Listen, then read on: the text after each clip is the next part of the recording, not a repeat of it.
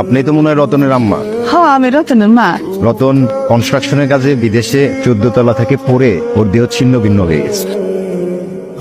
আমি বিশ্বাস করি না, আমার পোলা আমার জায়গা দেখতে পারে না। রতনের ডেড বডি পচে এমন গন্ধ হয়েছে, আসলে আমাদের আর থাকা সম্ভব হচ্ছে না।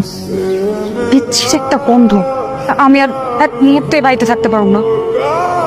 আমি আমার বাপের বাড়ি যেতেছি। আপনার ছেলে লাশের গন্ধ তো আমি এই বাড়িতে থাকতেই পারতেছি না। বাবা, তুমি এতটা সত্যবান। আমার পোলা শুধুমাত্র তোমার সুখের কথা চিন্তা করে বিদেশ গেছিল, আর তার লাশের গন্ধ সহ্য করতে না পারা তুমি বাড়ি ছেড়ে চলে যাইতেছো। হ্যালো আব্বা, আমার ওই টাকার মেশিনটা পয়সা নষ্ট হয়ে গেছে, এখন দুর্গন্ধ ছড়াইতেছে। তোমার জামাই বিদেশে কয়দিন আগে মারা গেছে। গ্রামবাসী বলা বলি করতেছিল লাশের গন্ধে নাকি তোমাকে বাড়ির আশেপাশে যাইতে পারতেছেন।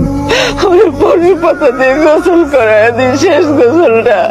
না না না না চাচি, আমি যাইতে পারবো না। ওই পচা লাশের পাশে আমার যাওয়া সম্ভব না। আমার রতন তোর অসুখের কথা শুই না, বিদেশ থেকে তোর টাকা পাঠায় দিছে, হাতে এসব ভুলে গেলি। রতন ভাই যে আমার চিকিৎসার সময় যে টাকাটা দিয়েছিল, ওই টাকার খোটা দিতেছো তো। আমি ওই টাকার সুদে আসলে যা আসে সব টাকা তোমার ফেরত দিয়ে দিবি। আপনি আপনার মাইয়ারে নিয়ে পালায় যেতেছেন? পলায় যাবো না তো কি করবো?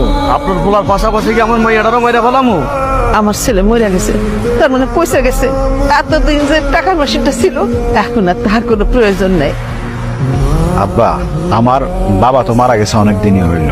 আপনার আগে শ্বশুর না, আমি আমার নিজের বাবার মতোই সম্মান শ্রদ্ধা করি। সেই কথাগুলো আপনার মনে পড়ে বিয়া সাহেব? আমার ছেলে আপনার ছেলে, আর আজকে আমার ছেলের লাশের গন্ধে আপনি আপনার মায়ের নিয়ে বাড়ি ছেড়ে চলে যেতেছে। সেদিনের কথাগুলো আবেগে বইলা ফেলাইছি। আশা করি কথাটা বুঝতে পারছেন। চল দে মা, চল।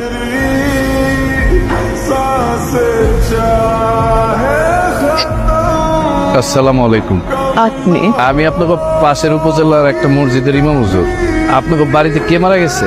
আমার ছেলে মারা গেছে। আপনার ছেলেটা বিদেশ থাকে? আমার সেই ছেলেটাই মারা গেছে ইমাম সাহেব।